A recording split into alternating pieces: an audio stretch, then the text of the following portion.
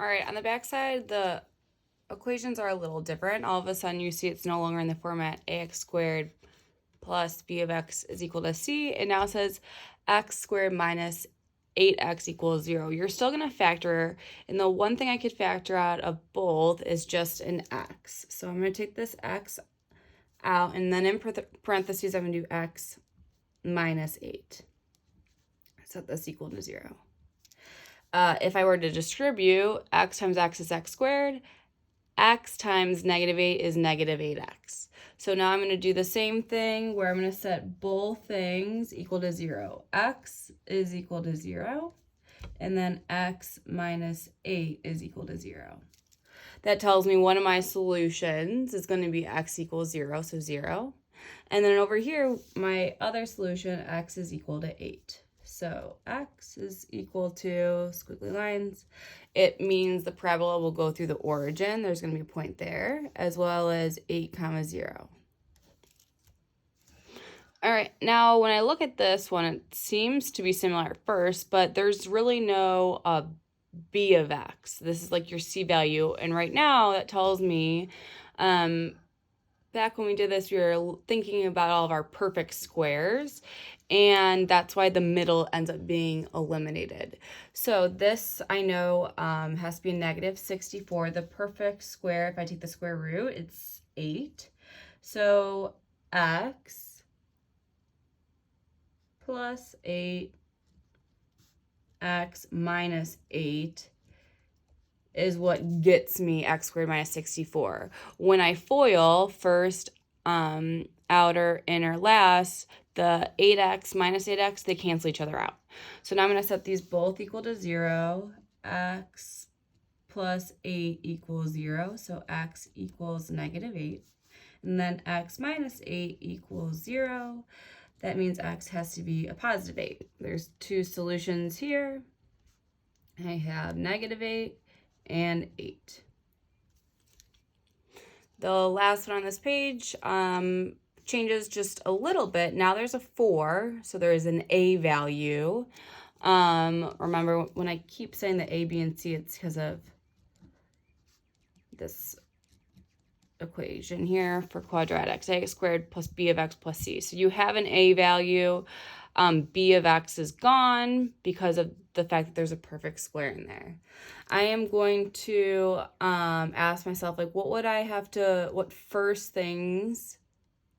terms do I multiply to get 4x squared? Well, 2 times 2 would give me 4, but also 4 times 1. I know 2x and 2x, if they're the same, then they'll end up working later to cancel themselves out. I know 81's perfect square. I'm going to do a minus 9 and a plus 9. So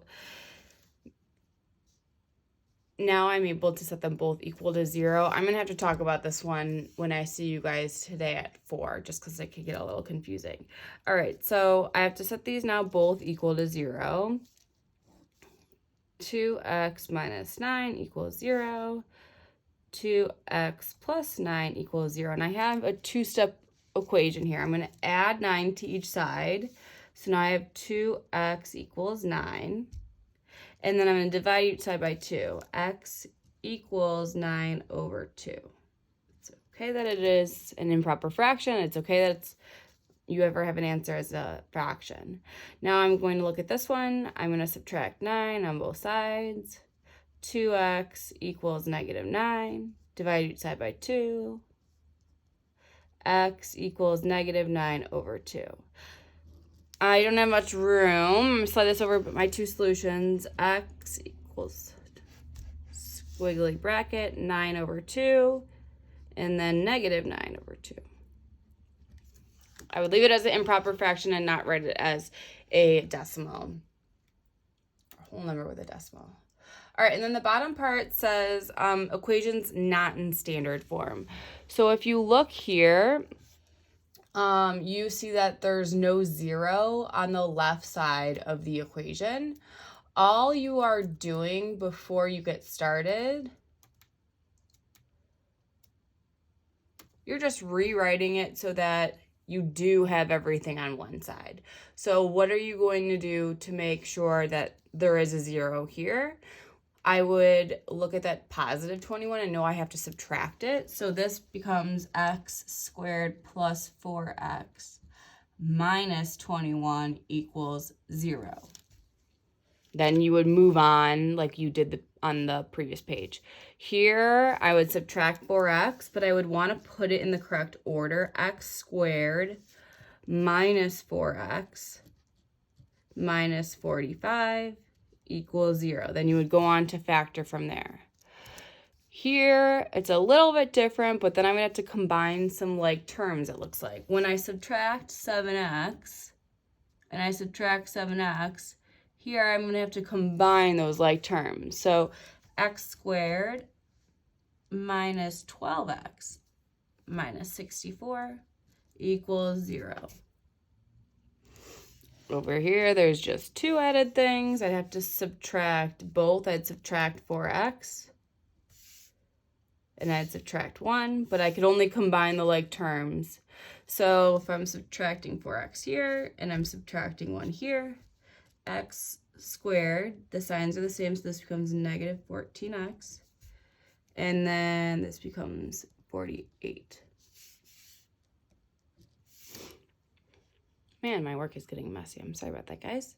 All right, then you would be subtracting